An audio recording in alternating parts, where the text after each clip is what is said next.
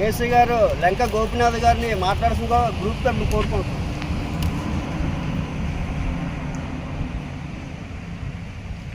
నా పేరు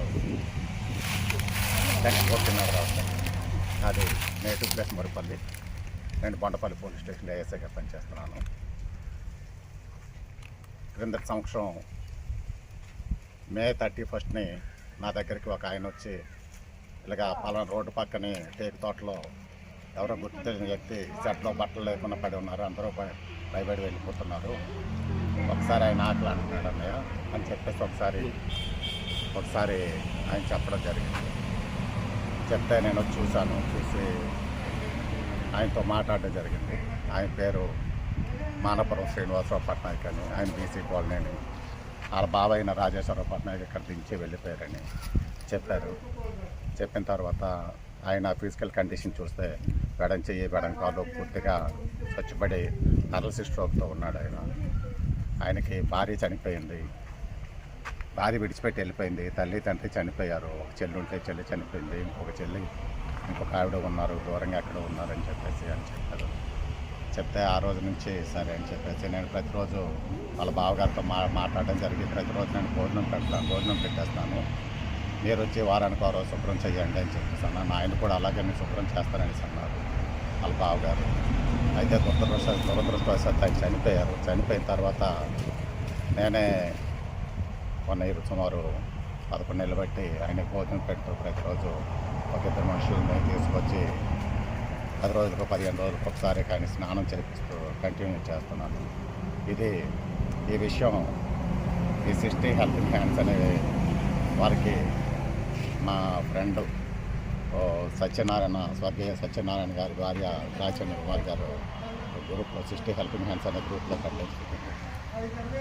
ఆ తర్వాత ఈ సభ్యులు వచ్చారు, ఒకటిసారి చూశారు, చూసి ఈరోజు వచ్చి మార్చి 30 తారీఖు ఈరోజు వచ్చి నా చేతికి ఆయనకి నా దగ్గర పనిచేసే వాళ్ళకి సపోర్ట్ చేయ వాళ్ళకి కొద్దిగా అమౌంట్ ఇవ్వండి, వాళ్ళు కూడా చేయడానికి వాళ్ళు ఇంతవరకు సర్వీస్ చేస్తున్నారు కాబట్టి వాళ్ళకి ఏమైనా మందులు ఖర్చు ఉంటే మందులకి కొద్దిగా అటెండ్ అవ్వండి అని చెప్పేసి నా చేతికి 3000 చెక్ ఇచ్చారు. ఇది నేను వాస్తవంగా నాకైతే ఇష్టం లేదు, కానీ వాళ్ళు మీ హెల్పింగ్ హ్యాండ్స్ కూడా మేము హెల్ప్ చేస్తాము, మీరు హెల్ప్ చేస్తున్నారు, మా వంతుగా మేము కూడా చేస్తామని చెప్పేసి చేస్తున్నారు. వారికి హెల్పింగ్ హ్యాండ్స్ వారికి కూడా ధన్యవాదాలు తెలియజేసుకుంటున్నాను. ఓకే, థ్యాంక్ యూ అండి. ఇక్కడికి వచ్చేసిన ఈ మన ఏఎస్ఐ గారికి ప్రత్యేక నమస్కారాలు చేస్తూ నేను ఈరోజు స్టార్ట్ చేస్తున్నానండి. మానపురం శ్రీనివాసరావు గారి గురించి విన్న తర్వాత మేము చాలా అంటే అసలు మా మనసులు చాలా ద్రవించిపోయాయి. అటువంటి పరిస్థితుల్లో మేము చేస్తున్నాము అంటే అది వేరే విషయం సార్. మీరు ఒక మాట అన్నారు, నాకు ఇష్టం లేదు కానీ మీరు మరి చేస్తామన్నారు, ముందుకు వచ్చారు కాబట్టి తీసుకుంటున్నానని. సరే, సేవ చేయటమే చాలా ఎక్కువ, అందులో మాకు కూడా మీరు భాగస్వామ్యం కల్పించినందుకు మీకు నిజంగా ప్రత్యేక ధన్యవాదాలు సార్. మా గ్రూప్ తరఫున నిజంగా ఇటువంటి పరిస్థితుల్లో ఉన్న వాళ్ళకి మన కులం కాదు, ఇది కాదు, రక్షక భట శాఖలో ఉన్నందుకు కూడా మీ వృత్తిరీత్యా కానీ మీ యొక్క మానవతను చాటుకున్నందుకు నిజంగా హ్యాట్స్ ఆఫ్ సార్.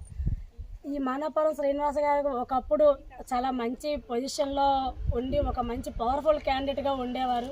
మరి తనకు వచ్చిన దౌర్భాగ్యమో, తను చేసుకున్న పాపమో ఏమో, ఏ కారణంగా భగవంతుడు అంటే ఎప్పుడు ఎవరిని ఏ విధంగా భగవంతుడు మలుపు తిప్పుతాడో ఎవరికి తెలియదు. ఈరోజు ఈ స్థాయిలో ఉన్నారు అంటే నేను ఒకప్పుడు చూసిన శ్రీనివాసరావు గారికి ఇప్పుడు చూస్తున్నందుకు నిజంగా నాకు చాలా మనసు ఇక్కడ ఫోటోలో చూసినప్పుడు ఒక విధం, ఇక్కడ చూసాక చాలా బాధ అనిపించింది. ఇటువంటి పరిస్థితుల్లో ఉన్నానికి సేవలు చేస్తూ మన ద్రాక్షాయణ గారు గ్రూప్కి రిఫరెన్స్ ఇచ్చి చెప్పింది కంటే మీరు చేస్తున్న సేవ నిజంగా జన్మలకు అది మీకు మీ కుటుంబానికి కూడా కాపాడాలని భగవంతుని కోరుకుంటూ సెలవు తీసుకుంటున్నాను. Event number 8 reference Shri Pakki Drakshani Kumari గారు గజపతినగర్, విజయనగరం జిల్లా మరుపల్లి గ్రామం. ఒక గొర్రెల కాపరి. అదే గ్రామానికి చెందిన పోలీస్ డిపార్ట్మెంట్లో ఏఎస్సీగా పనిచేస్తున్న శ్రీ లంకా గోపీనాథ్ గారికి దగ్గరికి వచ్చి మరిపల్లి జంక్షన్కు కైలాం అడ్డు రోడ్డుకు మధ్య గల టేకు తోటలో ఒక సిమెంట్ రేకుల షెడ్లో ఒక వ్యక్తి ఒంటిపై బట్టలు లేకుండా ఉన్నాడు. అందరూ చూచి భయపడుచున్నారు. తెలుగులో మాట్లాడుచున్నాడని చెప్పగా అదే రోజు సాయంత్రం ఏఎస్ఐ గారు వెళ్ళి ఆయనతో మాట్లాడగా తన పేరు మానాపురం శ్రీనివాసరావు పట్నాయక్ అని, తన బావ అయిన బగ్గం రాజేశ్వరరావు పట్నాయక్ తన బావ అయిన బగ్గం రాజేశ్వరరావు పట్నాయక్ ఇక్కడ వదిలేసి ఒక వాటర్ ప్యాకెట్ బస్తా ఉంచి వెళ్ళాడని, తనది మీసాలపేట గ్రామం అని పెట్రోల్ బంకులో పనిచేస్తానని చెప్పారు. ఏఎస్ఐ గారు సదరు బగ్గం రాజేశ్వరరావుని సంప్రదించగా గదిలో ఉన్న వ్యక్తి తన దూర బంధువని, తనది విజయనగరం బీసీ కాలనీ అని, తన అత్తవారు చీవురుపల్లి అని, తన భార్య తనని విడిచిపెట్టి వెళ్ళిపోయిందని, తల్లి సుమారు 1 సంవత్సరం క్రితం చనిపోయిందని తెలియపరిచారు. ఏఎస్సీ గారు కూడా తను కూడా పేదవాడినని, నెల జీతం 9,000 అని, 9,000తో తన కుటుంబాన్ని పోషించుకోవాలని, నేనేమి చేయలేక ఇక్కడ వదిలేసి వెళ్ళిపోయానని చెప్పారు. అందుకు గాను ఏఎస్సీ గారు ఇతనికి ప్రతిరోజు భోజనం పెట్టిస్తానని చెప్పారు. అయితే వారానికి ఒకసారి శుభ్రం చేయమని ఏఎస్సీ గారు కోరారు. ఏఎస్సీ గారు ప్రతిరోజు భోజనం పెట్టుచున్నారు. దురదృష్టవశాత్తు శుభ్రం చేస్తానని చెప్పిన వాళ్ళ బావైన బగ్గం రాజేశ్వరరావు మామిడికాయల కోసం మామిడి చెట్టు ఎక్కి పడిపోయారు. అతనికి వెన్నుపూస దెబ్బ తగిలి అతను కూడా ఇతనికి ఏ విధంగా సహాయం చేయలేకపోయాడు. రాజేశ్వరరావు గారు కూడా నొప్పి భరించలేక ట్రైన్ కింద పడి ఆత్మహత్య చేసుకున్నారు. ప్రస్తుతం మానాపురం శ్రీనివాసరావు గారిని పెన్షన్కి అప్లై చేయడం జరిగింది. మానాపురం శ్రీనివాసరావు గారికి 1 సంవత్సరం నుండి ప్రతిరోజు భోజనం పెడుతున్న మరియు 2 మనుషులు పెట్టి శుభ్రం చేస్తున్న స్థానిక ఏసీ గారు శ్రీ లంకా గోపీనాథ్ గారికి ధన్యవాదాలు తెలియజేసుకుంటూ, మానాపురం శ్రీనివాసరావు గారిని ఆశ్రమంలో చేర్పించినంత వరకు మానాపురం శ్రీనివాస్ గారికి శుభ్రం చేస్తున్న వారికి మరియు మందులకు గాను నెలకు 2,000 రూపాయలు ఇచ్చుటకు సిస్టర్ హెల్పింగ్ హ్యాండ్ సొసైటీ బృందం నిర్ణయించారు. ఈరోజు అనగా 30/3/2025 ఆదివారం ఉగాది పర్వదినాన sister helping hand society cheque number 023001 33/2025 3,000 స్థానిక ఏఎస్సీ గారికి సిస్టర్ హెల్పింగ్ హ్యాండ్ సొసైటీ సభ్యుల సమక్షంలో అందజేస్తుందిగా గ్రూప్ తరఫున కోరుకుంటున్నాం.